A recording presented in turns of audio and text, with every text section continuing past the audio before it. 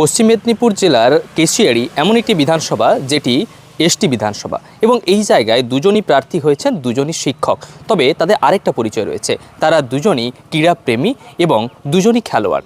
তৃণমূল প্রার্থী রামজীবন মান্ডি, তিনি অ্যাথলিট, তিনি দূরপাল্লার দৌড় করেন, এবং বিজেপি প্রার্থী ভদ্র হেমব্রম, যিনি বহু বছর ধরে ফুটবল খেলতেন এবং বর্তমানে তিনি একটি বিদ্যালয়ের শিক্ষক। নির্বাচন মানে শেয়ানে শেয়ানে লড়াই, কিন্তু পশ্চিম মেদিনীপুরের জঙ্গলমহল ঘেরা কেশিয়াড়ি বিধানসভা এবার এক অনন্য দ্বৈরথের সাক্ষী হতে চলেছে। এখানে লড়াইটা কেবল রাজনীতির কারবারিদের নয়, বরং দুই পোড় খাওয়া ক্রীড়াবিদের। একদিকে বিজেপি প্রার্থী তথা প্রাক্তন ফুটবলার ভদ্র হেমব্রম, অন্যদিকে তার প্রতিদ্বন্দ্বী রামজীবন মান্ডি, যিনি এককালে সামলেছেন ফুটবলের গোলপোস্ট, আবার দাপিয়ে বেরিয়েছেন দূরপাল্লার দৌড়ের ট্র্যাকেও। আমি অ্যাকচুয়ালি অ্যাথলিট, আমি দূরপাল্লার দৌড়বিদ, শিক্ষকতা করি আর সমাজসেবার সাথে যুক্ত আছি।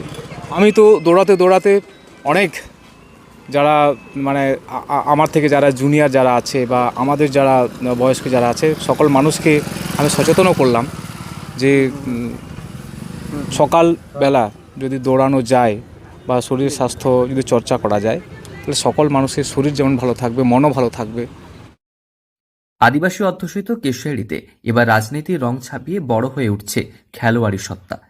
বিজেপি প্রার্থী ভদ্র হেমব্রমের পরিচিতি এলাকার একজন দক্ষ স্ট্রাইকার হিসেবে। স্কুল স্তর থেকে একাধিক বড় টুর্নামেন্টে নিজের পায়ের জাদু দেখিয়েছেন তিনি। এখন ভোটের প্রচারে দম ফেলার সময় নেই, তাও শরীর চর্চায় বিন্দুমাত্র খামতি রাখছেন না তিনি। প্রতিদিন ভোরে নিয়ম করে ফুটবল নিয়ে মাঠে নেমে পড়েন ভদ্রবাবু। তবে আমার সঙ্গে রয়েছে বিজেপি প্রার্থী ভদ্র হেমব্রম, তার সঙ্গে কথা বলবো। দাদা, আপনি তো এই প্রার্থী হলেন, তবে এর আগে আপনার একটা পরিচয় শিক্ষক এবং আপনি খেলোয়াড়। ফুটবল খেলাটা কবে থেকে চলতো আপনার? ফুটবল খেলাটা এক প্রকার বলতে গেলে ছাত্রাবস্থা থেকেই আমি ফুটবল খেলতাম। যখন আমি ক্লাস 9-এর ছাত্র তখন থেকেই গ্রামে আমাদের ফুটবল খেলার চল ছিল।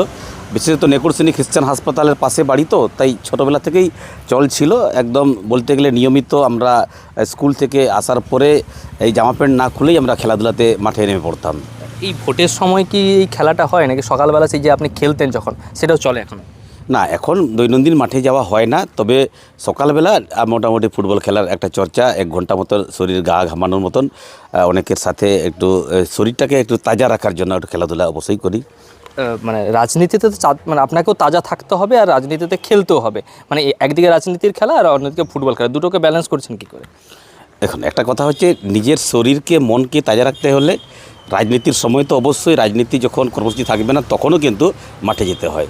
তাই যেভাবে ব্যালেন্স করার দরকার বলে মনে হচ্ছে, হয়তো এখন খেলার মাঠের তুলনায় হয়তো রাজনৈতিক মাঠে বেশি সময় দেওয়া হচ্ছে।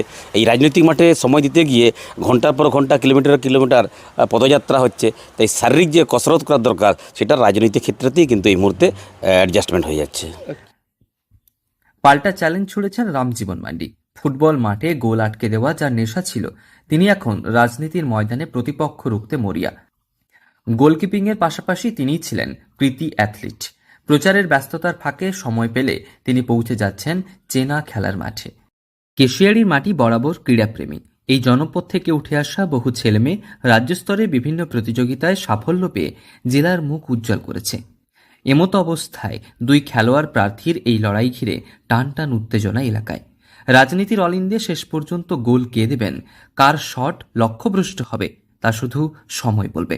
আগামী দিনে কে জিতে আর এই খেলাধুলার পক্ষ থেকে তারা নিজেদেরকে খেলায় আনতে পারেন কিনা, বা শুধু রাজনীতির ময়দানে থেকে খেলাধুলার কোনো উন্নয়ন করতে পারে কিনা, তা এখন দেখার। পশ্চিম মেদিনীপুর থেকে রঞ্জন চন্দ্রের রিপোর্ট, লোকাল 18 বাংলা।